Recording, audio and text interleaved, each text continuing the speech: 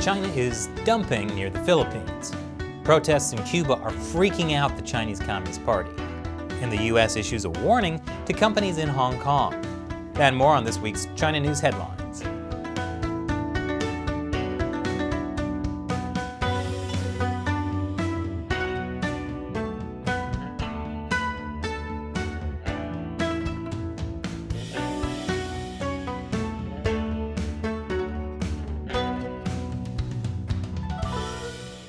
Welcome to China Uncensored. I'm Chris Chappell, and this episode is sponsored by Surfshark. You should be using a VPN like Surfshark to protect yourself whenever you go online.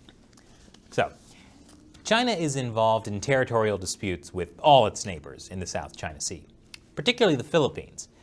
But to show who's number one, China is taking a number two. That's right. Chinese ships are dumping human waste in disputed territorial waters. That's according to Similarity, an AI-based satellite image analysis firm.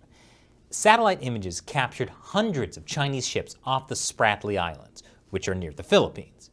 And those Chinese ships left behind refuse. Yes, Chinese ships have dumped so much poop in the South China Sea, you can see it from space. Over 200 Chinese ships were spotted here in a single day.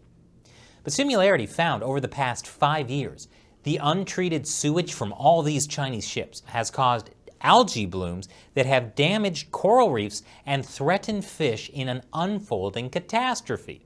According to Liz Dare, the head of Similarity, when the ships don't move, the poop piles up. The hundreds of ships that are anchored in the Spratlys are dumping raw sewage onto the reefs they're occupying. These ships are likely part of China's maritime militia. Technically civilian ships, but in practice, an extension of the People's Liberation Army, clearly waging war by other means. The Philippines has launched a probe into China's sewage dumping. I feel pretty bad for anyone on the investigation team. Again, it's so intense you can see it from space. I guess you could say that China is literally dumping on other countries' territorial claims. Speaking of territorial disputes, 5 years ago, a ruling by an international tribunal in The Hague rejected China's claims in the South China Sea, which of course, Beijing has completely ignored and the international community has done nothing about. But for the 5-year anniversary, U.S. Secretary of State Antony Blinken is, well, doing more of the same. He said in a statement, "We call on the PRC to abide by its obligations under international law, cease its provocative behavior, and take steps to reassure the international community that it is committed to the rules-based maritime order that respects the rights of all countries, big and small." Yeah, that'll show 'em. That's basically been the driving force of the Biden administration's China policy. Get the Chinese Communist Party to play by the international rules. But the party has never done that. The party will never do that. But maybe if Canada calls for it too, then the party will cave. Well, it was a nice ocean while we had it. A Chinese spy ship appears to be positioning itself to spy on U.S.-Australian war games. The war games are called Exercise Talisman Sabre. It's the largest bilateral military training exercise between the U.S. and Australia. It happens every 2 years. Australia's defense minister doesn't seem too worried about the Chinese spy ship since there's always a Chinese spy ship. He told ABC, "The presence of similar vessels did not detract from Talisman Sabre 2017 or Talisman Sabre 2019, and we are confident that it will not impede this year." But I gotta say, I actually don't blame China for spying this time. I also want to know how Australia trained all those kangaroos to sail a ship. And after the break, China responds to the massive protests in Cuba. Welcome back. Cuba has erupted in protest of the Cuban Communist Party's authoritarian rule, and the regimes of Russia, China, and Iran are warning the U.S. not to intervene. I mean, it would be tragic to lose another country to freedom. China is, of course, one of Cuba's biggest allies. U.S. Senator Marco Rubio, a Cuban American, accused China of building Cuba's internet censorship system. which couldn't have been too hard to do considering people were only legally allowed to have internet at home starting in 2019. That's right, the Cuban Communist Party didn't let its citizens have private Wi-Fi networks until 2019. And even today, the internet is censored and you have to get a permit. And it's all because of US sanctions, of course. Yes, the Cuban government is saying all the problems people are protesting are a result of US sanctions. Definitely not the country's Soviet-style, centrally planned economy and its hesitation to adopt market-oriented reforms, or the way the Cuban regime arrests, beats, and kills protesters. No, you see, when the Cuban protesters shout "down with communism," what they actually mean is "down with the US." My favorite Chinese state-run media, the Global Times, said these actions of social violence are part of the unconventional war scheme that US governments have been applying against Cuba to provoke the long-awaited regime change. Again, the Communist Party has done nothing wrong. I feel like that's a message the Global Times is mainly trying to get Chinese people to listen to, so they don't get any ideas. The US has blacklisted 23 more Chinese companies over abuses in Xinjiang.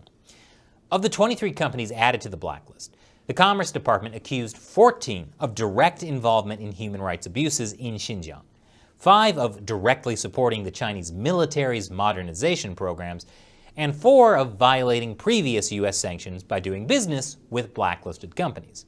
I'm happy to say this is one tradition the Biden administration has carried over from the previous administration. China has, of course, said it will retaliate. No details were given because, of course, there's nothing the Chinese Communist Party can do about it.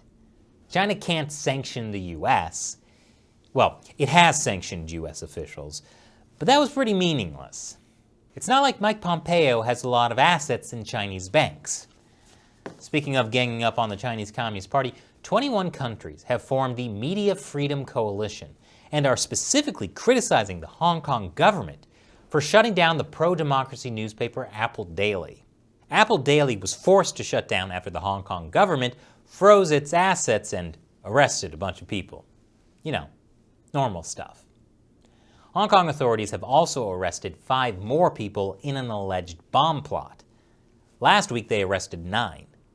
Police accused them of planning to manufacture and plant explosives around the city, including in courts, cross-harbor tunnels, and trash cans. And there's definitely no way the Hong Kong government would be using alleged terrorism as an excuse to crush individual civil liberties in the city. No regime has ever done something like that. China is also slamming the sinister US for several reasons, including Hong Kong. The Chinese Foreign Ministry denounced a planned White House warning to American businesses in Hong Kong. He said the US side has confounded black and white by smearing the national security law for Hong Kong and Hong Kong's business environment in a bid to mislead American and other international enterprises in Hong Kong. Yeah, just because American businesses in Hong Kong will be completely at the mercy of the Chinese Communist Party, that's no reason to warn them about it. They might get scared and leave. But China is also concerned about a digital trade deal the US is pushing with countries in the Indo-Pacific. Imagine if those countries had alternatives to working with the Chinese Communist Party. As China Daily says, these deals invariably serve the US's bid to defend its hegemony.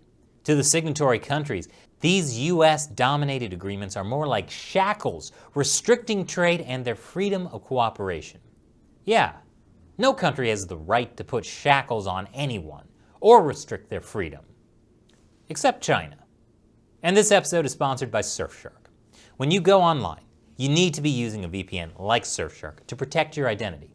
Everything you do online is being tracked and logged by the websites you visit and your internet service provider, and in many cases, by the government. And if you're in an authoritarian country like China or Cuba, or really most countries, you should take this seriously. Even innocent things you do online can be tracked and put you at risk of surveillance and even arrest. So I recommend you use Surfshark to protect yourself online.